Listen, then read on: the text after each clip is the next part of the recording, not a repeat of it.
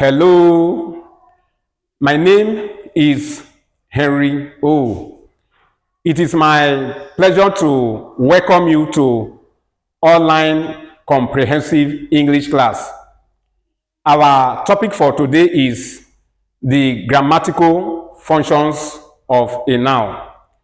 Before I continue, let me tell you something about myself. I am a blind man. I can't see what is around me. I can't see what is written on the board. I may not be able to touch what is written on the board as I explain.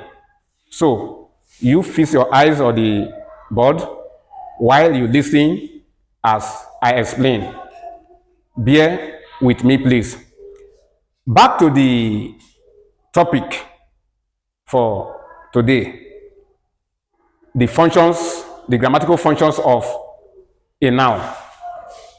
By grammatical function, we mean the role a particular word is playing in a particular sentence. What a given word is doing in a given sentence.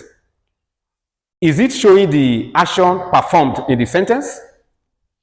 Is it describing a person, animal, place, situation, or thing in the sentence? Is it showing the relationship between two things in the sentence? Is it joining two words, phrases, or clauses in the sentence? Is it an exclamation in the sentence? Is it performing the action or receiving the effect of the action performed in the sentence? Once we are able to get the correct answers to these questions, we get the grammatical function of that word in that sentence. A noun plays two main grammatical functions in a sentence. It functions either as the subject of the verb or sentence, or as the object of the verb or sentence, depending on the position it is placed in the sentence. That is, the position of a word determines the role it plays in a given sentence. That brings us to the question: what is the subject of the verb or sentence? And what is the object of the verb or sentence? Let's now take a look at these two components of a sentence. One, the subject of the verb or sentence. The subject of the verb or sentence is that person, animal, or thing that performs the action of the sentence.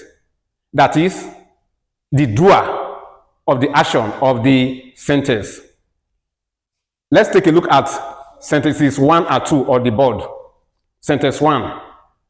Johnson bought a book.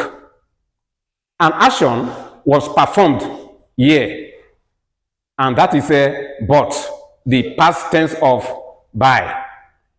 Somebody performed this action, and that is Johnson.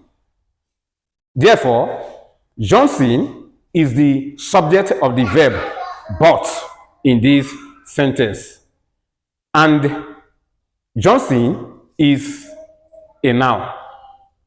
Sentence 2. A dog is barking at Mary. An action is taking place in this sentence, that is barking, and this action is being performed by something, and that is a dog.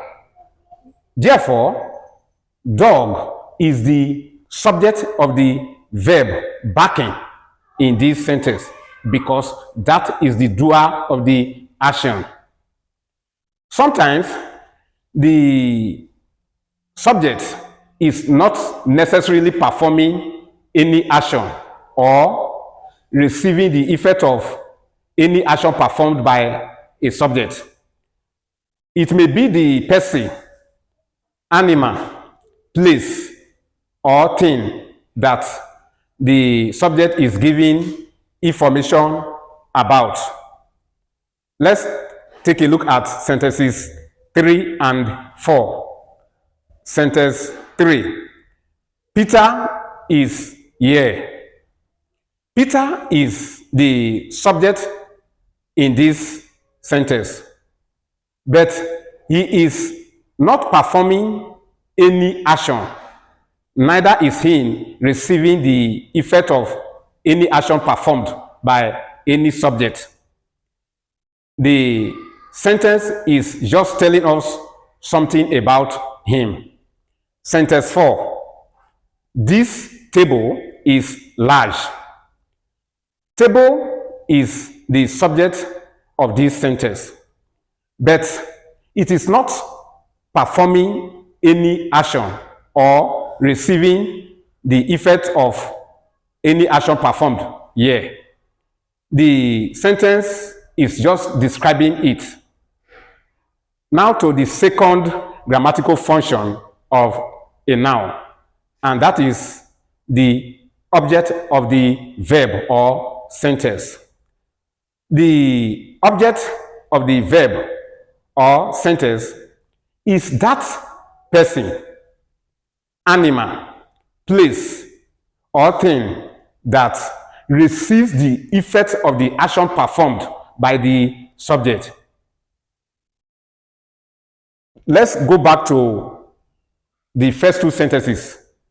That is sentence 1 and sentence 2 to understand what we are saying here better. Sentence 1. Johnson bought a book. An action was performed here, and that is bought. Something received the effect of this action bought, and that is a book. Therefore, book is the object of the verb bought in this sentence. Sentence 2. A dog is barking at Mary. An action is taking place in this sentence. That is barking, the present continuous tense of a bark. And somebody is receiving the effect of this action, barking, and that is a Mary. Thus, Mary is the object of the verb barking in this sentence. We can see that all the position we mentioned here, that of the subject and the object, are occupied by nouns. Johnson is a noun, book is a noun, Peter is a noun, table is a noun, a dog is a noun, and Mary is a noun.